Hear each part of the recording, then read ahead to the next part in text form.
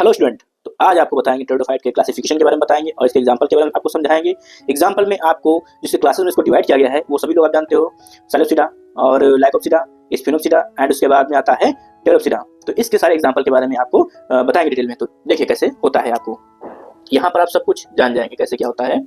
तो ये टेरिडोफाइट है, इसको 4 क्लासेस में इसको डिवाइड कर देते हैं। कौन से 4 क्लासेस हैं? देखो 4 क्लासेस इससे कौन कौन से हैं। सबसे पहले जो है वो कौन सा लिखते हैं हम? सबसे पहले लिख लो साइलोप्सिडा, साइलोप्सिडा, ओके। और दूसरा लाइकोप्सिडा लिख लो, और तीसरा लिख लो दूसरा लाइकोप्सिडा, और तीसरा लिख लो स्फिनोप्सिडा, और चौथा लिख लो फटाक से टेरोप्सिडा, ओके। अब इसके एग्जांपल निकालो फटाफट। तो अगर हम इसके एग्जांपल की बात करते हैं तो ये लाइकोप्सिडा हो गया, ध्यान से देखते रहना, सब याद हो जाएगा आपको, बहुत मस्त ट्रिक बताएंगे, ओके। बस बने रहिए हमारे साथ में, आज आपको एग्जांपल याद करा के ही मानेंगे। साइलोप्सिडा में क्या आता है? साइलोटम, ठीक, साइलोटम।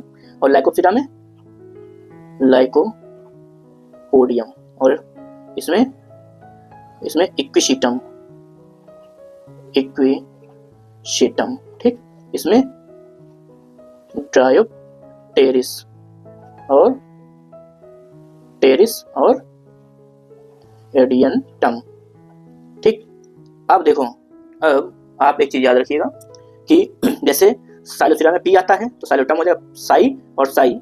जैसे यहाँ पर भी आपको साई दिख रहा है, साई, और यहाँ पर भी आपको साई दिख रहा है, तो साइलोप्सिडा में साइलोटम आ जाएगा। लाइकोप्सिडा में लाइकोपोडियम आ जाता है। स्फिनोप्सिडा में स्फिनो पैसे याद रखिएगा, स्फिनो का मतलब होता है हॉर्स टेल, तो इक्विशीटम को हॉर्स टेल बोलते हैं। तो स्फिनो में क्या जाएगा? स्फिनोप्सिडा में इक्विशीटम आ जाएगा।